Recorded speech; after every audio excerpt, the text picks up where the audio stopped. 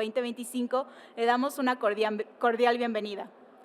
Para abrir este auditorio nos acompaña la Sociedad Mexicana de Medicina de Emergencia con el Simposio de Emergencias Médicas Deportivas.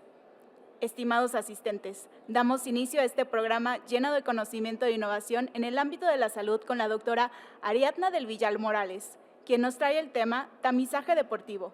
¿Qué se debe evaluar antes de realizar actividades de alto rendimiento? Por favor, acompáñenme con un aplauso para dar la bienvenida.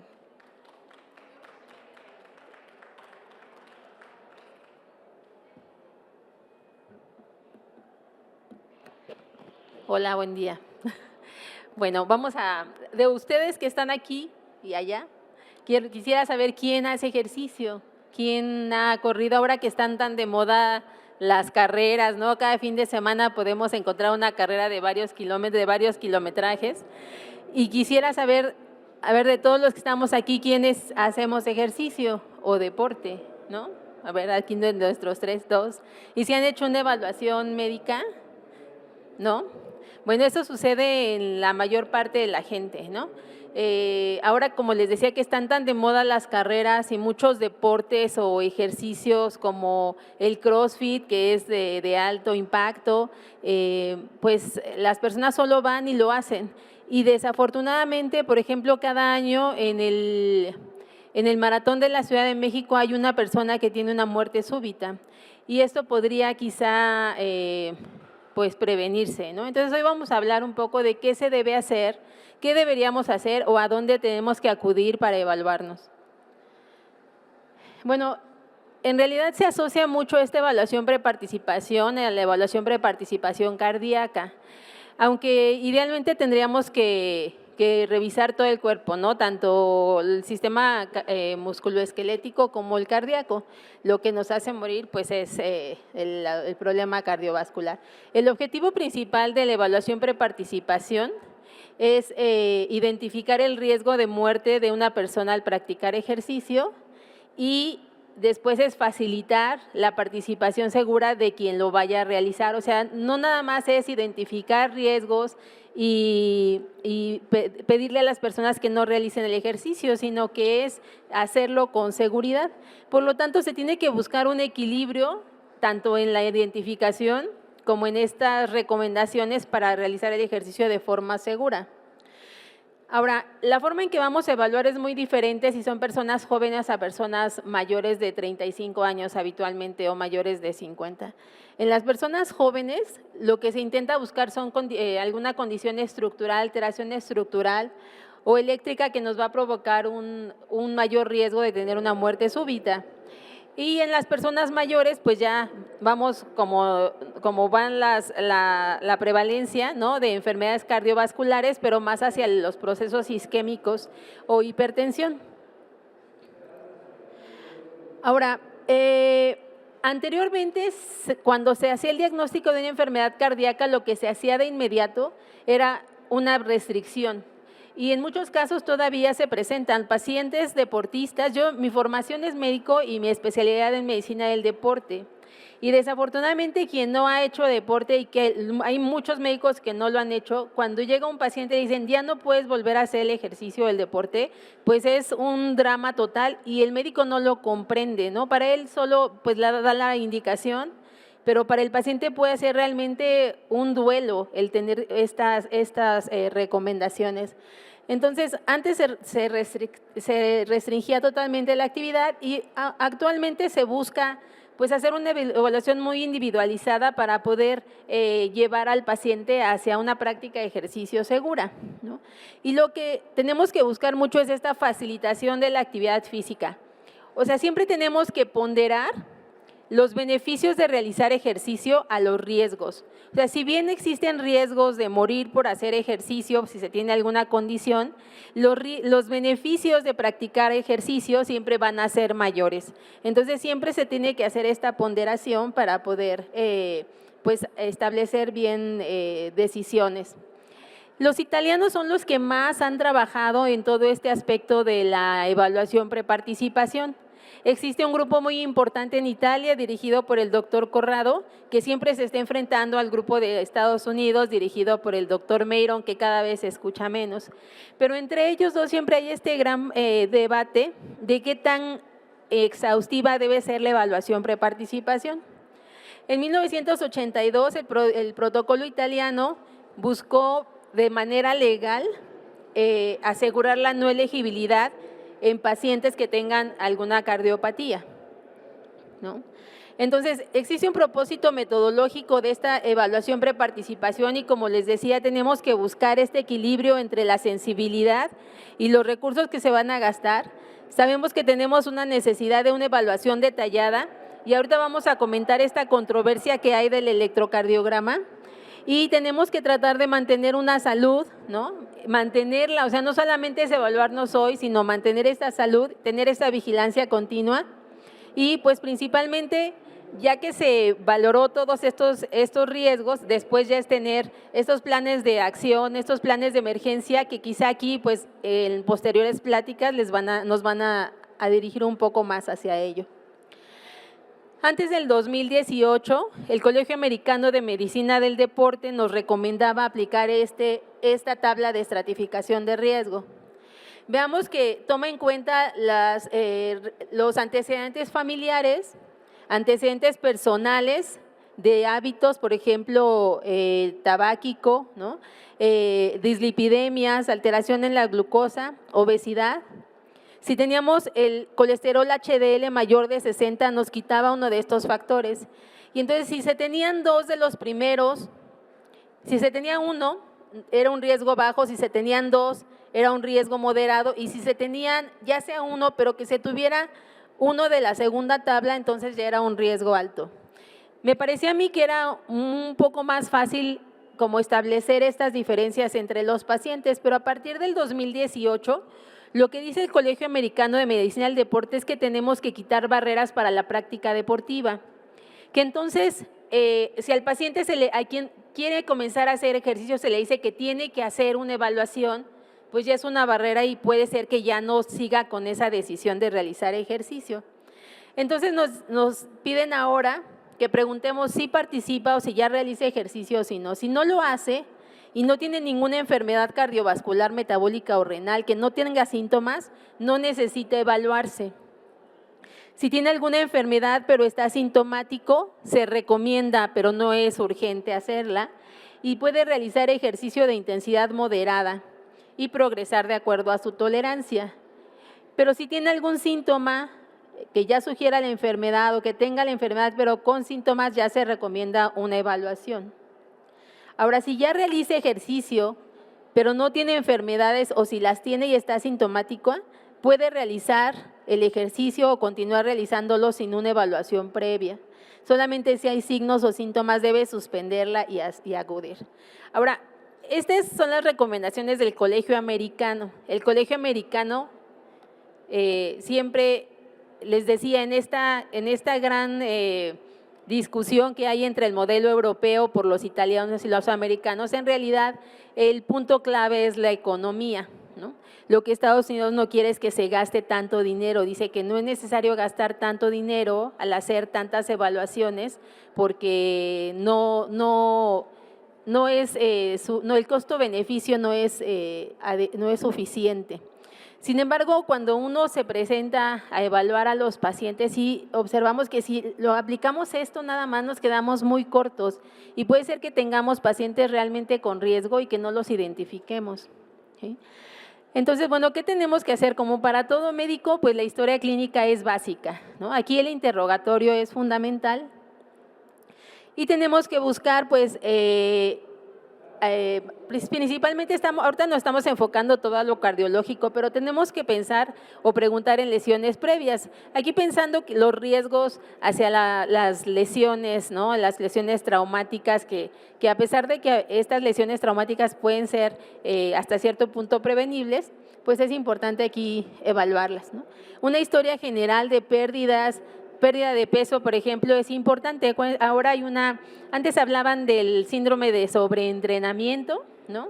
Que podría estar asociado, por ejemplo, con alteraciones vagales y que podrían estar asociadas a arritmias, y ahora se habla del síndrome de baja energía, ¿no?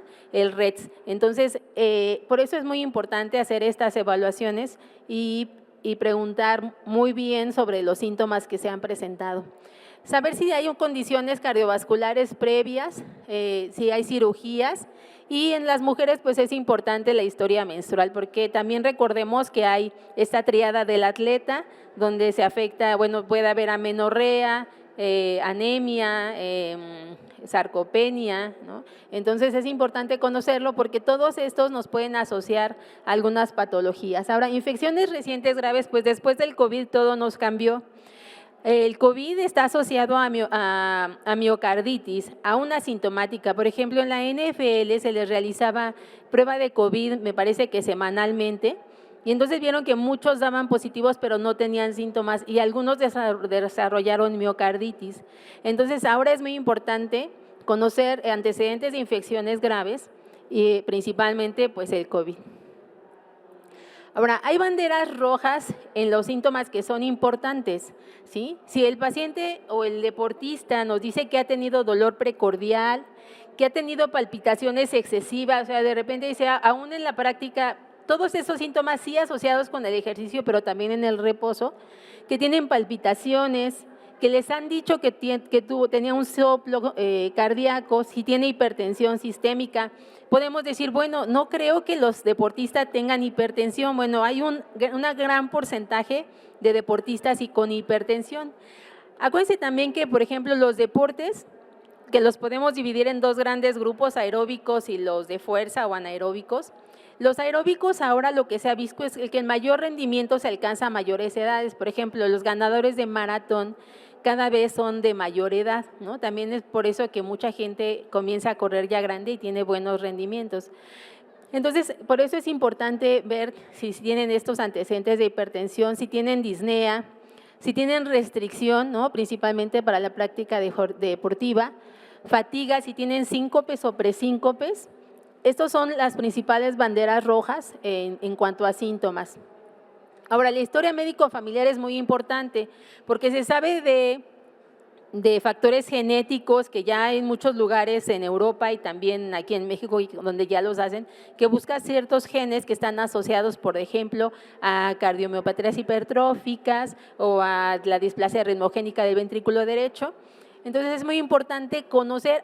Antes, por ejemplo, decían, un tío se murió porque comió después y después se puso a hacer ejercicio, ¿no? O comió y se metió a nadar. Bueno, todas esas muertes súbitas que se les asociaron a muchas otras cosas, puede ser, y habitualmente lo es, que tienen un fondo o el origen es cardiológico. Entonces es muy importante preguntarles si saben de familiares que tuvieron alguna enfermedad cardiovascular o si murieron de manera súbita, aunque no supieran la razón, ¿sí? Principalmente si fueron menores de 50 años. Si fueron menores de 50 años con una muerte súbita, es muy probable que tengan un trastorno genético. Y bueno, estos son los principales diagnósticos, ¿no? Que si se sabe si tuvieron cardiomiopatía hipertrófica o dilatada, síndrome de QT largo o corto, síndrome de Brugada, cardiopatía arritmogénica, que aquí entraría la displasia arritmogénica del ventrículo derecho, síndrome de Marfan o algunas otras condiciones genéticas. Pero acuérdense, no necesitan darnos el diagnóstico, solo con saber que murieron de manera súbita. Y el historial deportivo es importante, la carga de entrenamiento, como les decía, estos síndromes como del sobreentrenamiento, este síndrome de reducción de energía, todos estos están asociados a unas alteraciones en el sistema simpático que pueden llevarnos, si se tiene una condición previa, a algún trastorno arrítmico, por ejemplo. Entonces es muy importante conocer la carga de entrenamiento, la planificación, saber, conocer del deporte que está practicando y algo muy importante, si están consumiendo algún suplemento o complemento. Hay muchos medicamentos o complementos que toman todos los deportistas de alto rendimiento, todos toman complementos alimenticios. Muchos de estos complementos no están limpios, muchos traen otras sustancias que pueden alterar pues el sistema nervioso parasimpático. Por lo tanto, es muy importante hacer un buen interrogatorio sobre estos medicamentos. Ahora, se habla de un examen físico focalizado, que es muy importante, pues checar la TA como en todos, ¿no? La situación osteomuscular, hacer una buena auscultación, siempre en decúbito lateral, sentado, de pie. Yo siempre le digo a los residentes, puede ser que ya tengamos el electrocardiograma, escuchamos al paciente acostado, pero en cuanto se levanta, por ejemplo, ya para hacer la prueba de esfuerzo, ahí es cuando existe esa respuesta anticipatoria y entonces se pueden ver muchas cosas importantes. Entonces hay que auscultar al paciente tratando de encontrar algunas arritmias, soplos, ¿no? Y bueno, buscar en la morfología. Recordemos a Michael Phelps, no sé si ustedes se acuerdan, esta fue una foto que escogí, si ustedes lo ven, no tiene una proporcionalidad adecuada. Por eso decían que era posible que fuera el primer caso de doping genético, ¿no? Porque su cuerpo estaba hecho para nadar tal cual. O sea, tenía unas articulaciones que parece que no tienen gran movimiento y entonces permite que su pie se mueva como casi con la pierna, ¿no? Pero si ustedes ven también, su envergadura es muy grande, ¿no? O sea, habitualmente nuestra envergadura debe ser del tamaño de nuestra estatura y en él era muy grande. Ajá. Sus brazos, sus manos llegan muy largos. Entonces, por ejemplo, si pensaban en síndrome de Marfan con él, ¿no? ¿Por qué? Porque, bueno, podría tener estas alteraciones y un síndrome de Marfan siempre está asociado a alteraciones cardiológicas. Y los dedos de palitos de tambor, ¿no? Parillas de tambor, es muy importante observar bien a nuestro paciente, auscultarlo y también observarlo. Ahora, este examen físico está recomendado tanto por la AJA, por la FIFA y por el grupo italiano, por ejemplo. Sin embargo, aquí es donde comenzamos a entrar en discusión. Como les decía, Italia desde 1982 legalmente, o sea, si alguien quiere hacer ejercicio, tiene que realizarse una evaluación preparticipación que incluye un electrocardiograma de 12 derivaciones. Estados Unidos dice que no, que es demasiado gasto hacer un electrocardiograma y no podemos identificar muchas alteraciones. Entonces, para el grupo italiano, ellos recomiendan el examen físico, hacer una espirometría, un análisis de orina, un electrocardiograma de 12 derivaciones y solo en algunos casos una prueba de esfuerzo con monitoreo cardíaco, y esto lo recomiendan cada año. Para la FIFA, solo realizar una historia clínica, un examen físico y un electrocardiograma de 12 derivaciones es suficiente. Y para el American Heart Association, solo es un examen físico y una historia clínica donde se cubran estos 14 puntos. Los primeros son en busca de síntomas, ¿no? Entonces ahí podemos ver dolor precordial, síncope, fatiga, disnea, y después vienen algunos puntos asociados a antecedentes familiares, como les decía, muerte súbita prematura, para familiares menores de 50 años que hayan tenido alguna cardiopatía. Y al final sería la exploración física, ¿no? Que ahí tendríamos que buscar soplos, los pulsos son muy importantes, ver que sean sincrónicos, y bueno, observar si existe alguna alteración genética. Entonces, para la American Heart Association solamente tenemos que buscar estos datos y eso nos podría dar toda pues la idea, las recomendaciones, ¿no? Entonces, como les decía, ellos dicen que el electrocardiograma no es un estudio que nos dé muchos datos y que hay muchos falsos positivos. Dice que es muy costoso y que no, pues no es suficiente, ¿no? Sin embargo, dice que la postura de la AJA busca equilibrar la necesidad de identificar riesgos con la atención en el sistema de salud y la carga financiera que sería para las familias, ¿no? Como les decía aquí, el mayor problema es económico. Ahora, a pesar de esta controversia de la AJA, se ha observado y se ha demostrado una superioridad diagnóstica del electrocardiograma. Por ejemplo, en un metaanálisis con 47,000 atletas, se observó que para identificar cardiomopatía, la historia clínica servía en un 20%. el examen físico solo en el 9% y en un electrocardiograma en 93%. Entonces, si vemos estos datos, pues realmente es muy valioso realizar un electrocardiograma, ¿no? Y la muerte súbita, esto sí, en Italia es el lugar del mundo en el que hay la menor prevalencia de muerte súbita. Y esto se asocia mucho a su sistema o a su protocolo de evaluación preparticipación. Ahora, para poder hacer una interpretación del electrocardiograma, no cualquiera, o sea, se requiere un entrenamiento adecuado, ¿no?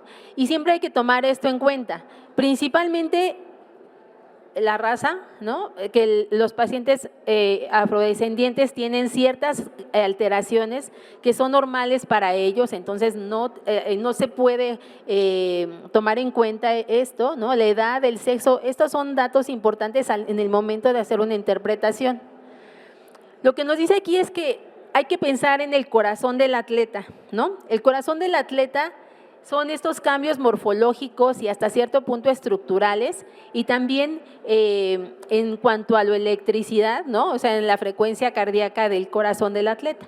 La primera adaptación que se presenta es la bradicardia sinusal, entonces ha habido pacientes, por ejemplo, Indurain me parece que su corazón latía a 30 latidos por minuto, ¿no? Un deportista, un futbolista mexicano, Miguel España, también decían que latía muy baja su frecuencia cardíaca y llegaba a un servicio de urgencias y querían hospitalizarlo y ponerle marcapasos, por ejemplo. Pero tenemos que saber que estas son adaptaciones. Entonces, lo que se encuentra del lado verde son hallazgos normales en un electrocardiograma de un deportista. Entonces, podemos ver bloqueos incompletos de rama derecha, ¿no? Podemos ver elevaciones del ST, podrían verse hasta inversiones de la onda T, que pues son normales. En este cuadro rojo están aquellas alteraciones que requieren una evaluación y en medio es lo más complicado porque son estas que están entre lo bueno y lo malo. Entonces, si vemos algún hallazgo limítrofe, siempre es importante hacer una evaluación, no irnos hacia que es normal. ¿Sí? Aquí son algunos patrones de electrocardiograma que nos dicen si requiere o no una evaluación. Los de arriba requieren una evaluación más intensa. QT corto, largo, ondas T invertidas principalmente de B1, B2, en D3, en el segmento T que esté elevado el segmento, y abajo pueden ver las que no requieren evaluación cardiológica. Ahora, ya que se tiene esta evaluación básica, que habíamos dicho que es la historia clínica, historia deportiva, exploración clínica y el electrocardiograma, entonces vemos si el paciente requiere una evaluación más amplia, podemos observarlo aquí en la parte de abajo, ¿no? Si son menores de edad, si son másters o mayores de 35 o si son de alto nivel o de alto rendimiento. Acuérdense que el alto rendimiento es la punta de una pirámide inmensa. El alto rendimiento es aquella persona que ha entrenado por más de 10 años, por lo tanto se dice que ya tiene una maestría deportiva y que ha participado en competencias internacionales. Muchas veces las mamás nos llevan a sus hijos y nos dicen, mi hijo es un deportista de alto rendimiento, ¿no? Porque entrena todos los días. Bueno, no es suficiente entrenar todos los días, hay que someterse a estas competencias y tener una maestría deportiva de más de 10 años. Entonces, ahí podemos observar que si el electrocardiograma no fue suficiente, el ecocardiograma es una herramienta muy importante para encontrar alteraciones estructurales. La prueba de esfuerzo, que nos la recomiendan allá, pero si vemos aquí ya nos piden una ergoespirometría, que es esta prueba de esfuerzo con análisis de gases, que si bien podemos decir que allá ya nos están monitoreando el corazón, algunas variantes, algunas valores que nos da la ergoespirometría, donde ya medimos el aire expirado, como el pulso de oxígeno, nos da algunos datos importantes. Ahora, estas son las recomendaciones en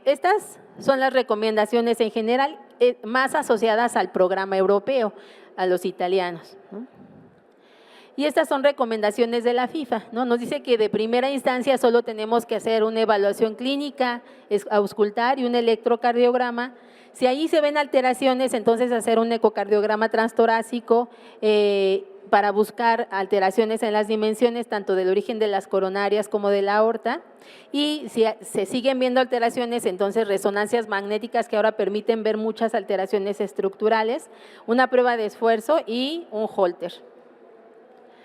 Y bueno, nada más aquí es importante decir que el cribado o este tamizaje no es de un día, o sea, esto se tiene que hacer continuamente, cada año de preferencia, porque se ha observado que se identifican mayores patologías en las evaluaciones subsecuentes. Entonces, aquí, por ejemplo, se observó en 64% de jóvenes a los que se les realizó cada año durante 11 años, en las evaluaciones subsecuentes se detectaron 64% de enfermedades con riesgo, ¿no? Entonces, aquí otra cosa importante, ningún programa de cribado proporciona una protección absoluta. Hay personas que mueren súbitamente y que no se pudo detectar. Nada, no es absoluto. Por lo tanto, un plan de acción en las emergencias, este es súper importante para prevenir la muerte súbita y aquí pues los urgenciólogos son los más capacitados.